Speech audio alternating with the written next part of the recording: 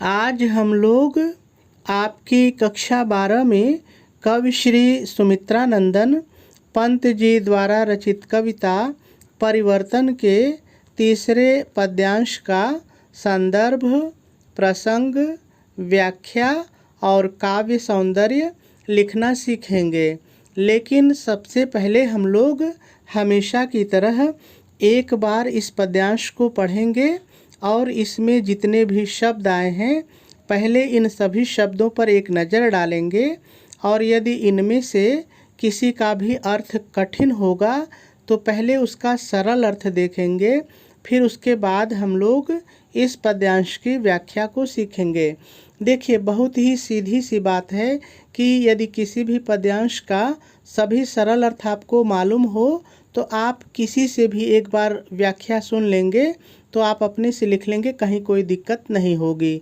तो चलिए सबसे पहले हम लोग इस पद्यांश में आए हुए सभी शब्दों का सरल अर्थ देख लेते हैं। आज, बचपन, का, कोमल, सारे शब्द सरल हैं, कोई दिक्कत नहीं है। गात, गात माने शरीर, गात माने शरीर, ठीक है। जरा का मतलब बुढ़ापा, जरा माने बुढ़ापा होता है, तो जरा का मतलब भी बुढ़ापा। आपको पता है कि हम पहले बच्चे होते हैं, फिर जवान होते हैं, फिर बुढ़ापा आ जाता है, तो वही है, ठीक है, जरा का बुढ़ापा।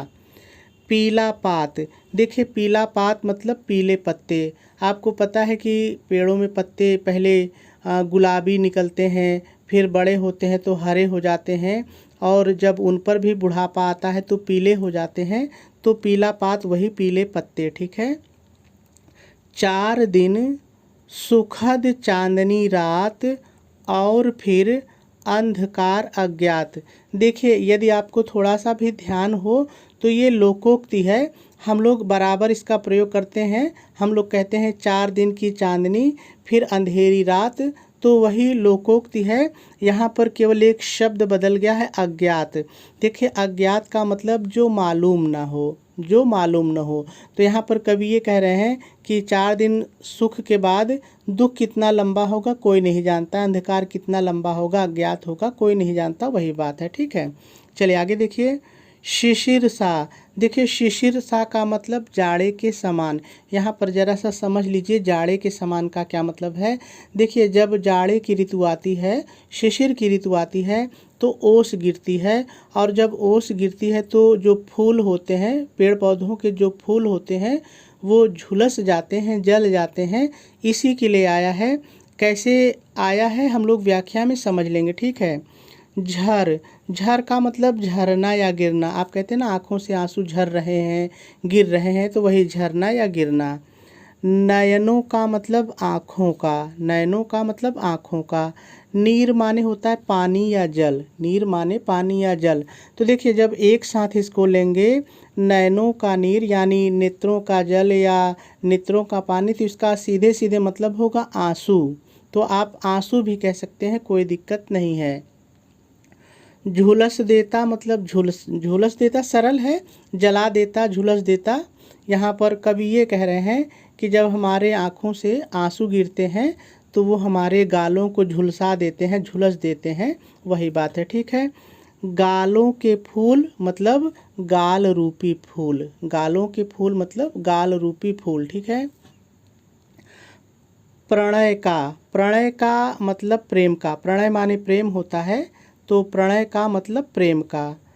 चुंबन सरल है, कोई दिक्कत नहीं, चुंबन आप जानते हैं वही चुंबन है, ठीक है। छोड़, छोड़ मतलब छोड़ देता है, छोड़ मतलब छोड़ देता है।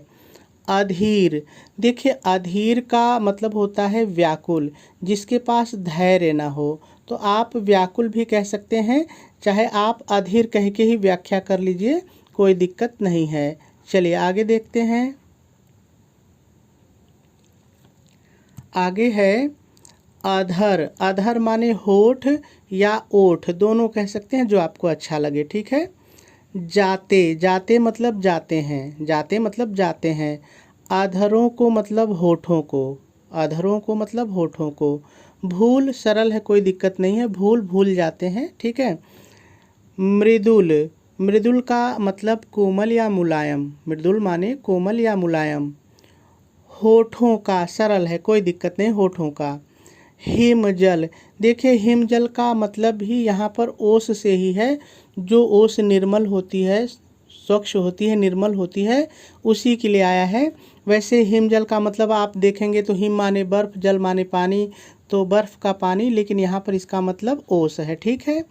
हास, हास माने हंसी, हास माने हंसी, जो हंसते हैं वही हंसी, ठीक है। चलिए आगे देखिए। उड़ा जाता, देखिए उड़ा जाता का मतलब यहाँ पर आप समझिए, देखिए उड़ा जाता का मतलब मलिन हो जाता।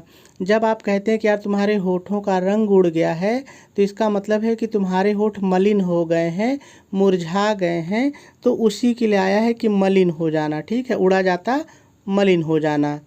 निःश्वास, देखिए निःश्वास का मतलब लंबी सांस, लंबी सांस। आपको पता है कि बुढ़ापा में जो आदमी होता है बड़ी लंबी सांस भरता है, तो वही है, ठीक है।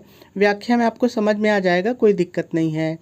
समीर माने वायु या हवा, समीर माने वायु या हवा। सरल माने सीधी, सरल माने सीधी। भौहें आप समझ रहे हैं, देखिए सरल भौहों का मतलब क्या है, जैसे ये आपकी आँखें हैं तो ये ऊपर जो भौहें होती हैं सीधी रहती हैं। आप जब जवान होते हैं तो सीधी रहती है, लेकिन जब आप बूढ़े हो जाते हैं तो ऐसे ऐसे हो जाती है, उसी के लिए आया है, आपको व्याख्या में समझ में आ जाएगा, ठीक है। तो सीधी भौहें, सरल भौहें। चलिए आगे देखते हैं। का सरल है। शरदाकाश, देखिए शरदाकाश का मतलब जाड़े का आकाश, शरद ऋतु का आकाश। इसकी विशेषता ये होती है कि जो जाड़े का आकाश होता है, जो जाड़े का आसमान होता है, बहुत ही साफ़ होता है, स्वच्छ होता है, कहीं भी बादल नहीं होते हैं, तो एकदम उसी के लिए आया है कि जाड़े का आकाश, ठीक है, जो स्वच्छ होता है। घेर लेते, सरल है, कोई दिक्कत नहीं है, जो बादल घेर लेते हैं उसी के लिए आया है। घन माने बादल, घन माने बादल। घिर सरल है, कोई दिक्कत नहीं है, ऐसे ही रहेगा। गंभीर, ये भी सरल है, ऐसे ही रहेगा। चलिए आगे देखते हैं। शून्य, देखिए शून्य का मतलब यहाँ पर है लंबी, शून्य का मतलब यहाँ पर है लंबी, ठीक है।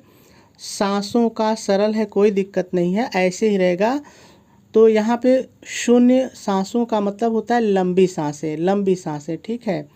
विधुर, देखिए विधुर का वैसे तो मतलब होता है जिसकी पत्नी मर गई हो, हम उसको विधुर कहते हैं, लेकिन यहाँ पर विधुर का जो मतलब है वो है व्याकुलता, विधुर माने व्याकुलता।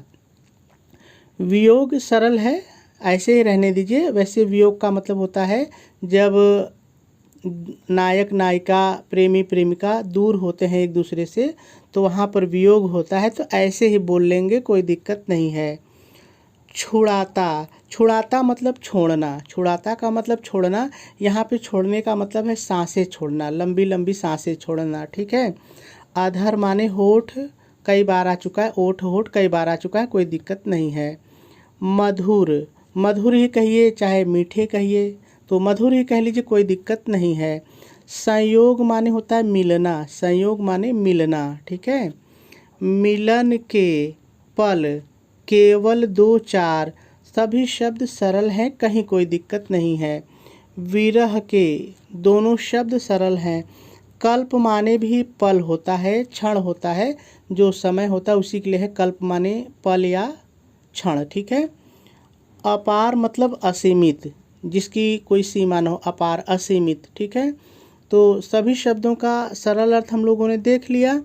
अब हम लोगों को इस पद्यांश की व्याख्या सीखनी है, लेकिन व्याख्या सीखने से पहले हम लोग थोड़ा सा संदर्भ और प्रसंग लिख लेते हैं, फिर उसके बाद हम लोग इसकी व्याख्या को सीखेंगे, क्योंकि कभी कभी प्रश्न में संदर्भ और प्रसंग भी पूछ लेता है, तो हम लोग अपनी तरफ से पूरी तैयारी रखेंगे, कोई भी प्रश्न पूछे।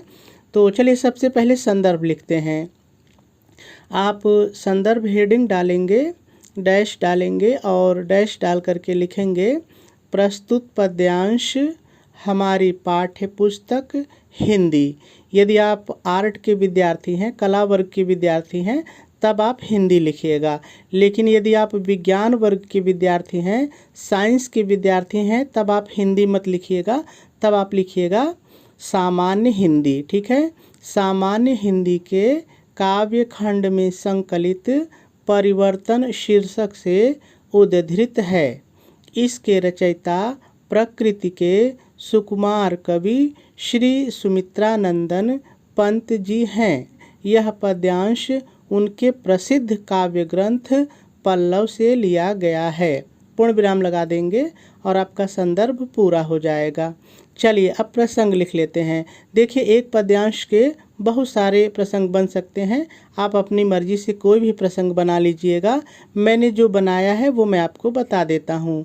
आप प्रसंग हेडिंग डालेंगे, डैश डालेंगे और डैश डाल करके लिखेंगे, प्रस्तुत पद्यांश में कवि ने बताया है कि परिवर्तन के परिणाम स्वरूप युवा अवस्था का प्रेम बुढ़ापा आने पर बदल जाता है।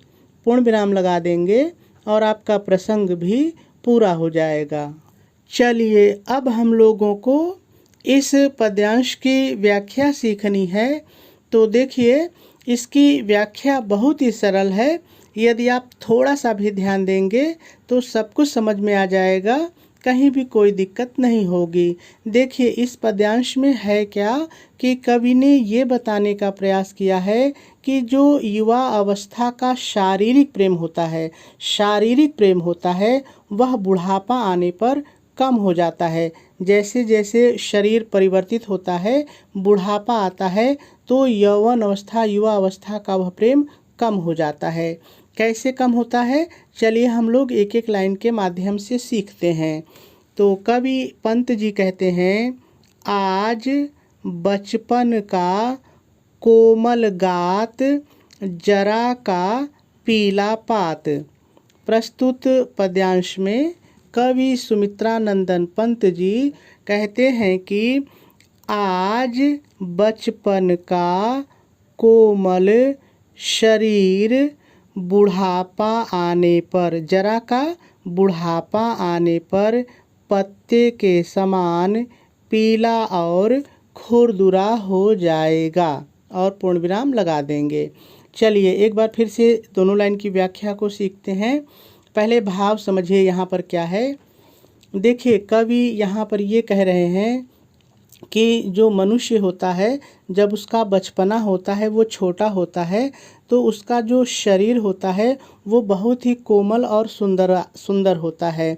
लेकिन जैसे जैसे बुढ़ापा आता है तो उसका शरीर जो है वो पीले पत्ते के समान खुरदुरा और बदसूरत हो जाता है। वही बात कवि कह रहे हैं, लेकिन कैसे कह रहे हैं, चलिए हम लोग लाइन के माध्यम से फिर से देखते हैं। तो देखिए, सबसे पहले आप व्याख्या हेडिंग डालेंगे, डैश डालेंगे और डैश डाल करके पहले थोड़ा सा अपनी तरफ से जोड़ के लिखेंगे। क्या लिखेंगे, ध्यान से सुनिए।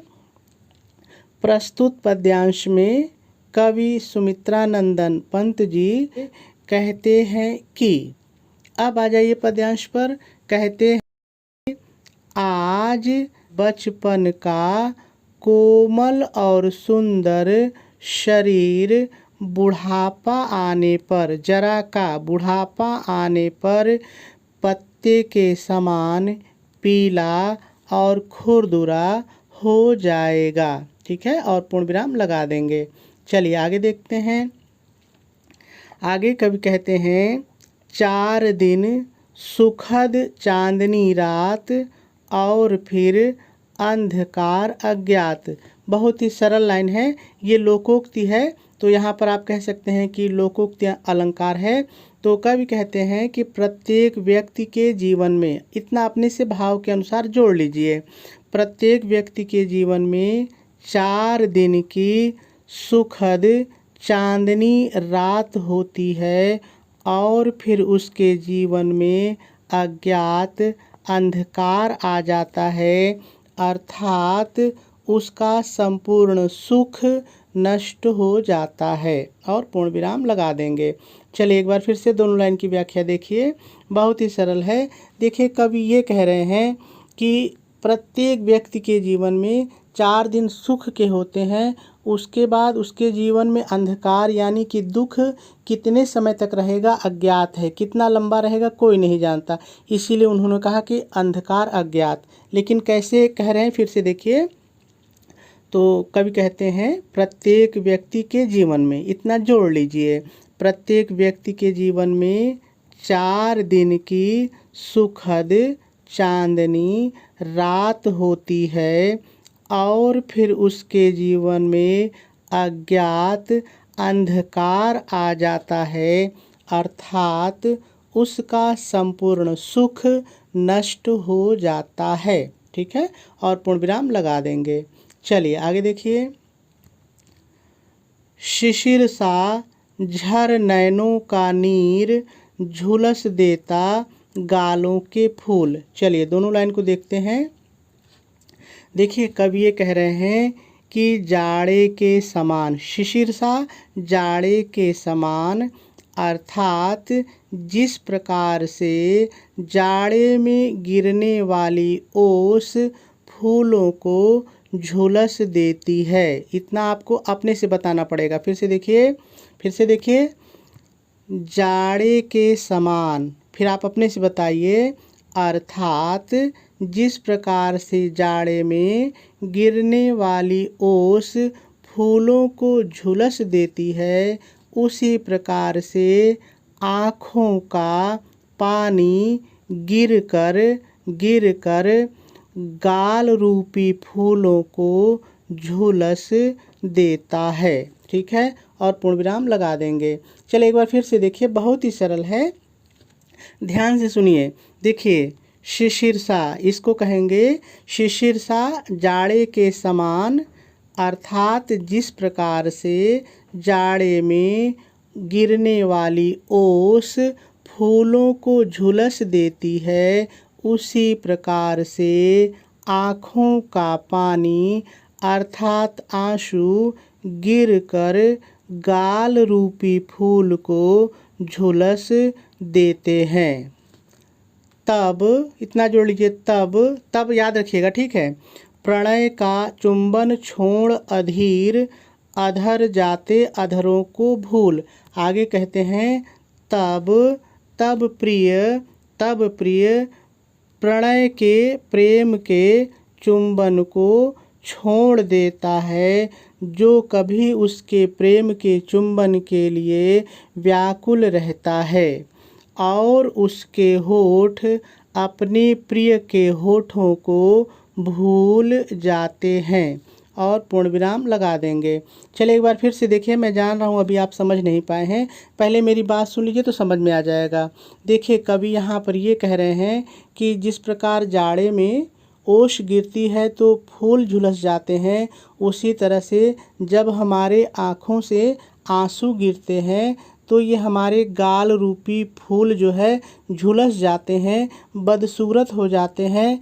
तब वही प्रेमी जो हमारे प्रेम के चुंबन के लिए बहुत अधीर रहता है, व्याकुल रहता है, वो प्रेम के चुंबन को छोड़ देता है। यानी गाल जब झुलस गए, यानी बदसूरत हो गए, तो उसने प्रेम के चुंबन को भी छोड़ लिया, और वो होठ जो हमेशा वो चूमा करता था, उन होठों को भी उसके होठ भूल गए। यही बात कवि कह रहे हैं, लेकिन कैसे कह रहे हैं फिर से देखिए, लाइन बाय लाइन देखिए। तो देखिए कवि कह रहे हैं कि जाड़े के समान, अर्थात जिस प्रकार से जाड़े में गिरने वाली ओस फूलों को झुलस देती है, उसी प्रकार आँखों से गिरने वाले आंसू गाल रूपी फूलों को झुलस देते हैं। तब प्रेमी प्रेम के चुंबन को छोड़ देता है, जिसके लिए वह कभी बहुत व्याकुल हुआ करता था, और उसके होठ अपने प्रिय के होठों को भी भूल जाते हैं। ठीक है, और पूर्ण विराम लगा देंगे। चलिए आगे देखते हैं। आगे कवि कहते हैं, मृदुल होठों का हिम जलहास, उड़ा जाता निःश्वास समीर। बहुत ही सरल लाइन है। आगे कवि कहते हैं, युवा अवस्था में जिन। इतना भाव के अनुसार अपने से जोड़ लीजिए। फिर से सुनिए, युवा अवस्था में जिन मृदुल कोमल होठों पर, होठों का होठों पर, कोमल होठों पर ओस के समान निर्मल, हिमजल ओस के समान निर्मल हंसी विद्यमान थी, हंसी विद्यमान थी बुढ़ापा आने पर। फिर इतना अपने जोड़िए, बुढ़ापा आने पर लंबी सांस की, निश्वास, लंबी सांस की गर्म वायु से, समीर, गर्म वायु से, लंबी सांस की गर्म वायु से वही होठ मलिन हो गए, उड़ा जाता, मलिन हो गए और उनकी हंसी समाप्त हो गई, और उनकी हंसी समाप्त हो गई। ठीक है, और पूर्ण विराम लगा देंगे। चलिए एक बार फिर से दोनों लाइन की व्याख्या को देखते हैं, लेकिन पहले मेरे शब्दों में इसके भाव को समझ लीजिए।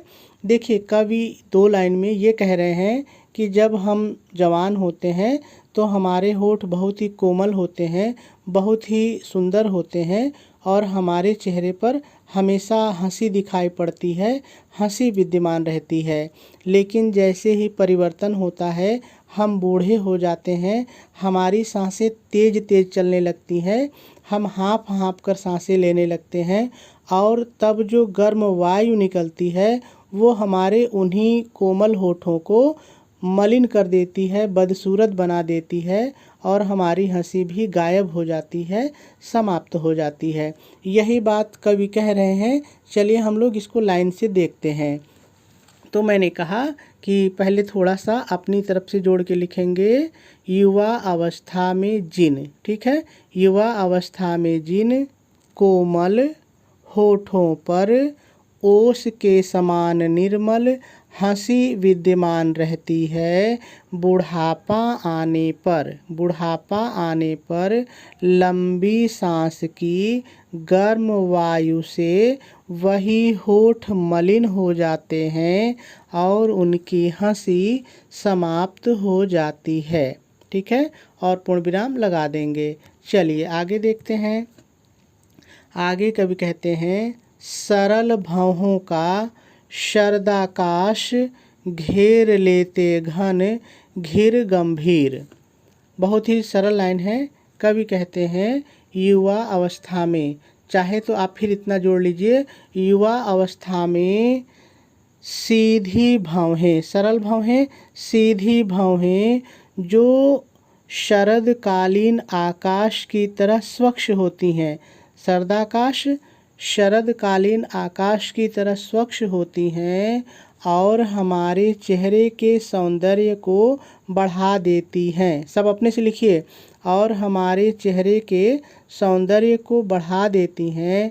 बुढ़ापा आने पर वही सरल भौहें, वही सीधी भौहें हमारे चेहरे पर इस तरह से छा जाती हैं जैसे, अब नीचे की लाइन पर आ जाइए, जैसे गंभीर घिरे हुए बादल आकाश को घेर लेते हैं, और पूर्ण विराम लगा देंगे। चलिए एक बार फिर से दोनों लाइन की व्याख्या को देखते हैं। पहले इसका भाव समझिए। देखिए, यदि भाव समझ के आप अपने से वो भाव लिख देंगे तब भी सही हो जाएगा। देखिए, इस 2 लाइन में कवि ये कह रहे हैं कि जब हम जवान होते हैं तो हमारी भौहें, देखिए हमारी भौहें ऐसे होती हैं, हमारी नीचे आँख होती है, उसके ऊपर ये भौहें सीधी होती हैं, बिल्कुल सीधी होती हैं और हमारे चेहरे की सुंदरता को बढ़ा देती हैं। लेकिन जब परिवर्तन होता है, हम बूढ़े होते हैं, तो यही भौहें ऐसे सिकुड़ जाती हैं। तो जब ये सिकुड़ जाती हैं तो जैसे आकाश में बादल सिकुड़े सिकुड़े रहते हैं, ऐसे ही हो जाती हैं और हमारा चेहरा जो है भद्दा हो जाता है, बदसूरत दिखाई देने लगता है। तो कवि यही चीज़ कह रहे हैं, लेकिन कैसे कह रहे हैं, चलिए लाइन पर देखते हैं। तो कवि कहते हैं कि युवा अवस्था में जो सीधी भौहें शरदकालीन आकाश की तरह स्वच्छ होती हैं और हमारे चेहरे के सौंदर्य को बढ़ा देती हैं, वही भौहें बुढ़ापा आने पर इस तरह से घेर लेती हैं जैसे, नीचे आ जाइए, जैसे गंभीर घिरे हुए बादल आकाश को घेर लेते हैं। आकाश अपने से जोड़ लीजिए, आकाश को घेर लेते हैं। ठीक है, और इसकी व्याख्या भी हो जाएगी। चलिए आगे चलते हैं।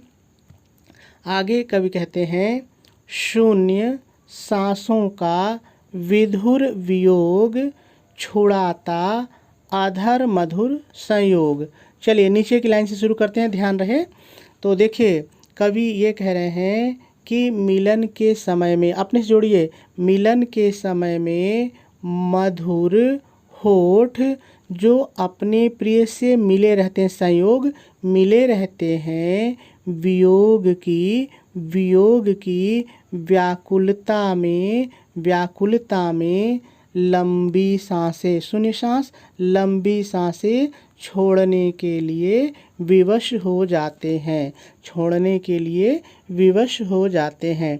चलिए दोनों लाइन की व्याख्या फिर से देखते हैं, लेकिन मेरे शब्दों में भाव समझ लीजिए तो आसान हो जाएगा। देखिए कवि ये कह रहे हैं कि जब मिलन का समय आता है तो प्रेमी प्रेमिका के जो होठ होते हैं वो आपस में हमेशा मिले रहते हैं, लेकिन जब वो दूर हो जाते हैं, जब उनके बीच वियोग होता है, तो वियोग में वो इतने व्याकुल हो जाते हैं कि लंबी लंबी सांसें छोड़ने के लिए विवश हो जाते हैं, यानी दुख उनका बढ़ जाता है। यही चीज़ वो कह रहे हैं, लेकिन कैसे कह रहे हैं चलिए देखते हैं, लाइन पर चल के देखते हैं। तो कवि कहते हैं कि मिलन के समय, मैंने कहा इतना अपने से जोड़ लीजिए, मिलन के समय, और नीचे की लाइन से शुरू करेंगे, मिलन के समय मधुर होठ जो अपने प्रिय से संयोग मिले रहते हैं, जो अपने प्रिय से मिले रहते हैं, वियोग की व्याकुलता में लंबी सांसें छोड़ने के लिए विवश हो जाते हैं। ठीक है, और पूर्ण विराम लगा देंगे। चलिए आगे देखिए, आगे कवि कहते हैं मिलन के पल केवल दो चार, विरह के कल्प अपार। बहुत ही सरल लाइन है।